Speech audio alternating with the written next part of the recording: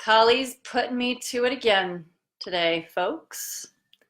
We got another Kali Yuga conversation live. And today has been inspired. Well, first of all of these Kali Yuga lives have all been dictated by something far greater than myself. Maybe it's Kali Ma herself, maybe it's the Dakinis, maybe it's who knows what. But I always wait to hear, one, am I going to do one of these? And two, what is the content? And so last week, you might have noticed a week was taken off, and it was nice. And in the last couple days, I've been getting what I call the Ma memo, the Kali Ma memo. Welcome. And so the Kali Ma memo was, yep, plan it in your day. We're going live again today with a Kali download. And then this morning, pre-dawn, I spent a lot of time praying and asking, what are we talking about today? And so this past Monday was a really incredible opportunity. I got to witness, I got to attend 3 live classes with all of the women who have made a huge impact in my life in Tibetan Buddhism. So Tsultrim Allione was the first one. She actually hosted it. Then, hello, Mary. And then Sangye Khandro, and then Miranda Shaw. So I got to listen to all 3 of those, each of them for an hour and a half. It was mind-blowing. I'm sure you can find a recording somewhere. So Tsultrim Allione, now we call her Lama Tsultrim Allione, she actually was my first Dakini teacher. And Dakinis, so there's these 2 images in the post that I did today to let you know that I was going to be doing this. So you can check out those 2 images either now or you can go back to them. So one is of Kali Ma, so Kali, the mother from the great mother from India. And then her, I'd call her perhaps her cousin. Also in her Sanskrit name, we call her Khrodi, Kali. So my Dakini teacher, this is the Dakini aspect, the Tibetan aspect. We call those yoginis, those fierce yoginis, Dakini. In the Indian lineage, we call, and I'm generalizing, but generally speaking, then you would call the yogic, the Indian side of the fierce feminine yogini. So today we are going to be having a conversation in response to an excellent quote, and something I totally agree with, an excellent quote from my first Dakini teacher, Lama Tsultrim Allione. Her quote, "This is the time of the fierce feminine. We need to own and embody this when she is needed." So essentially this whole incredible panel of renowned wisdom carriers she hosted for a few days was all in response to this profound and unprecedented time on our planet.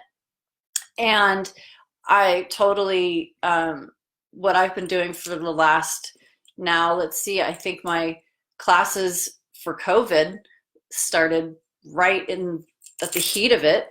I responded to a real need and a lot of requests. Hey, I'm scared. Hey, my mind is racing. I don't know what's going to happen with my life. What can I do? So I was like, oh, well, this is great. All the things I've been developing and teaching and programs and everything I've focused my life on to give women. Sorry, guys, the guys will get my attention at some point, but I've been designed to cater to women right now. But all of that in Temple Treble Fusion was ready to go. And so we've been going full steam as a collection and now a true Sangha, a true community of spiritual allies, more than spiritual, just allies on this path of empowerment. Now we've been going through a few different cycles of experiences, classes, courses, and now next week we start the 3rd because of the requests from so many of you women. giving me incredible feedback how things are shifting for you positively in a quick way, and then that you want to deepen. And I'm just like, yeah, let's go. So that's starting next week, and that is all in regards to the fierce feminine, as we see in these two traditions from India and Tibet. Let me see if I can actually put these images in here. Is that going to let me put that image in here? No. Okay. Sorry, you're going to have to go back to the original post to see these gorgeous images, one of Kali in one of her numerous forms, and the other, so that's, I'm only today using their Sanskrit terms. So, and then Khrodi Kali, who is the Tibetan form of this Black Mother. So, I know a lot of people wonder, well, why it's so scary, it's so gruesome. These like Kali has her tongue hanging out, she's got dripping blood skull, like who's this guy under her foot, all this stuff. Then we look at the Tibetan one, and she as well, there's like a human all crumbled under her foot. She's wrapped in skins, fierce, holding a blade. What is going on here? So why the fierce feminine? Why did one of the great wisdom minds on the planet, a true realized Dakini in our time, Lama Tsultrim Allione, why is she claiming this the time of the fierce feminine? And just happens to be actually the ancients of India call this time Kali Yuga. The Yuga, the time, the epic of Kali, of the great wrathful dark mother. The mother of time, the mother of timelessness. The whole reason why I started these Kali Yuga conversations is because this is such an important time for us to get familiar. What is Kali Yuga? What is the fierce feminine? Why is now the time for us to know these things? So I'm going to give you a little plug today. And the reason being is all of us have the feminine within us. All of us have the masculine within us. These are universal energies. It's ultimately, their ultimate form is union. They are non-dual. They are a non-dual union. And I've few Kali Yuga conversations back, that was the whole focus, to help us understand non-dual union from a yogic perspective and how that relates to us personally in our life. So both of these aspects, the feminine and the masculine, have wonderful tendencies. And both of them have shadow tendencies. So we're going to talk about the feminine, and that is my area of study and expertise. Sorry, don't know much about the masculine to talk enough about it today. But so in regards to these fierce feminine powers, wrathful is another word that we use with these archetypes. So imagine, let me back up a little bit. Lama Tsultrim, she has a great, I'm just going to read one of her quotes. If a mother, specifically like a fierce mother, like a bear or a wolf or something, if a mother's children are in danger, she gets fierce. She gets wrathful. She might even get deadly if that is required to take care of her young. She gets fierce to protect her young and stop us from harm. So Lama Tsultrim was referring to if Kali or Khrodi Kali, if either of these forms of the feminine are kind of the great feminine, and we can imagine more on a personal level, on a more tangible level, that the Mother Earth is our great mother. Like, she is what births us. She is what sustains us. And just like I was saying, non-dual union, we have actually, when that non-dual union comes into form, it actually splits into this balance, but yet polar experience of the masculine and the feminine. Well, each of those also have that polar experience, which is light and dark. So, or kind and fierce.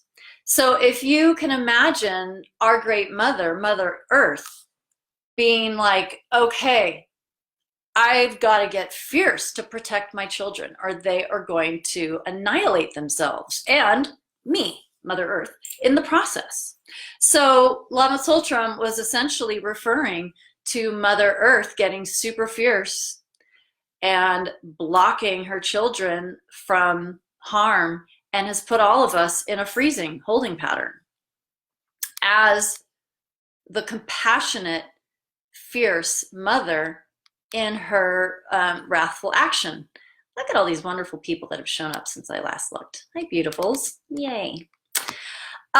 So that's a little nutshell. Now, I've have this tendency of just going on and on for like almost an hour when I open these Kali Yuga conversations. So I'm going to try to keep it concise this time.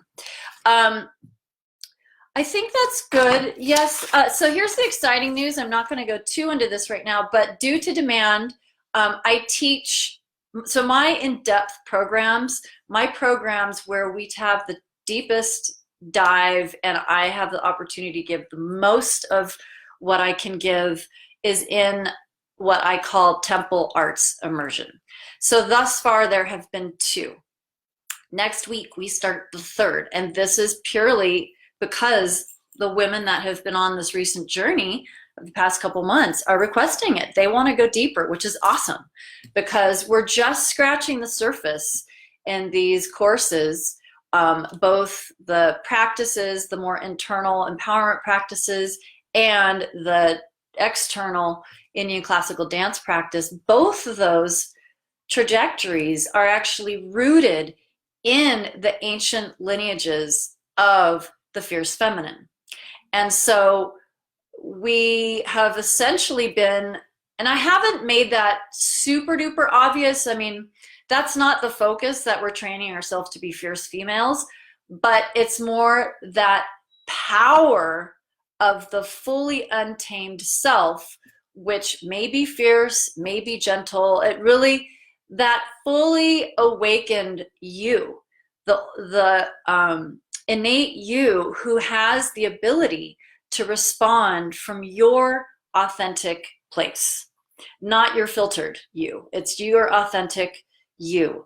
And that's really what the universe, what the universe and what the world is needing right now, is for us to be trained to know how to live by our truth. But first we need to identify what is that truth. And our intuitive knowing, our intuitive navigation, when nothing is solid around us or that we can hold on to right now, it's ever more important that we are training ourselves in these ways to fully empower ourselves. And so that's really what these yoginis and dakinis are reflecting, is our fully empowered awakened self.